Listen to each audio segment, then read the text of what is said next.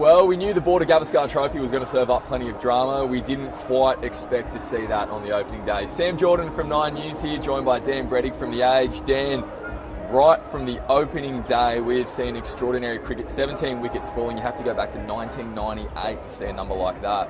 Crazy. Yeah, amazing stuff. There was obviously a test match a couple of years ago at the Gabba between Australia and South Africa where there were 15 on the first day and the game was over with time to spare on day 2. So we could be looking at a very quick test match and, yeah, certainly a lot of drama and already, a test match between two fast bowling captains and Jasprit Bumrah has landed the first blow. Yeah, well, I think after the day that we've all had today in the media box, I think we could use a short test as well. Let's go right back to this morning. India winning the toss, choosing to bat. It looked like Australia had the upper hand early on. Yeah, well, it was always an interesting test match in terms of what teams were going to do when they won the toss. Traditionally here in Perth it's pretty dry, it cracks up, but it's been cool weather, it's quite cool right at the moment. There's been some rain around, so the pitch looks like it's going to hold together, but it seams around and there's obviously bounce and carry for the slips catches. So it was a good toss to lose in some ways for Australia to bowl first and knock India over for 150, but there was still obviously plenty of life in it when India's turn came to bowl. Josh Hazlewood and Mitch Starc both absolutely outstanding, particularly this morning as well. And then India's bowlers got their turn to have a crack. Jasprit Bumrah, we've spoken so much about him in the lead-up as well and how he himself says he wants to lead from the front. Certainly did that. It was an outstanding spell from an outstanding bowler, someone stepping up as a captain as well, and someone who, as he spoke about on Match Eve, really trusts his instincts as a bowler. So he took a quick look at Nathan McSweeney, the Australian debutant.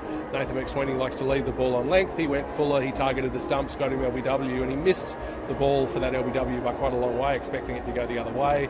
You see how he sized up Usman Khawaja from around the wicket with a bit of bounce. Then Steve Smith first ball, and Steve Smith was really nowhere, which once again continues a bit of a trend for him. Yeah, that's exactly right. Look, what was the line from Mitch Starc again? Bowlers were allowed to bowl good balls. Bumrah certainly did that, but there are a lot of questions around Australia's batters' performance today as well. You've spoken a bit about Nathan McSweeney there.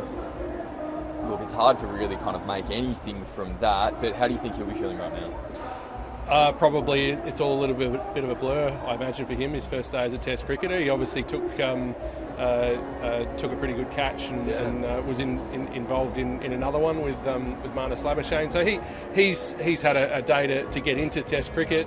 It was definitely very challenging conditions for top order batters in these conditions this day, and Bumrah obviously is world class. In those conditions, it's the senior players, the Usman Khawajas, the Marnus Labuschagnes, the Steve Smiths, who need to stand up. And in the case of Marnus Labuschagne, it was a really tortured innings.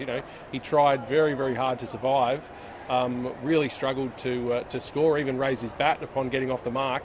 But then ultimately that innings didn't really go anywhere, and that's a worrying sign for Australia. He showed it when he walked off as well after he was dismissed. He was shattered. I just want one on Steve Smith as well, Dan.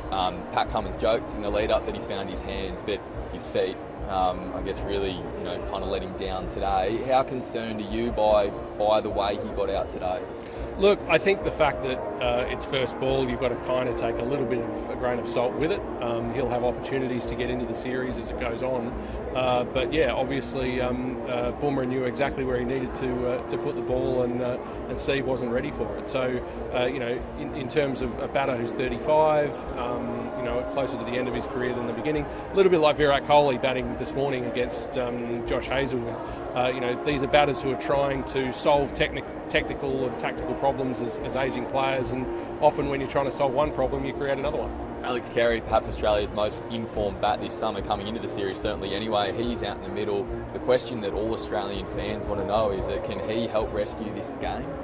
Well, obviously in this situation, Australia only need one partnership if they can fashion one to get up to sort of level pegging with India, and then it's almost a one innings game. Now, of course, if Bumrah comes back on tomorrow morning and knocks over the last three very quickly, that's an entirely different scenario because it feels like 50 runs is worth 100 or maybe 150 at the moment. There's only one certainty ahead of day 2, and that is that there's so much uncertainty. Anything can happen here, and we're going to be bringing you daily recaps as well. So after each day's play, we'll be having a chat about what we're seeing. Myself, Dan, you, and the great Tom Deason as well, who's watching on today as well.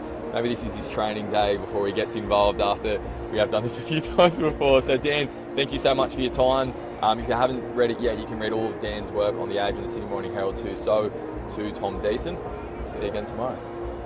Cheers.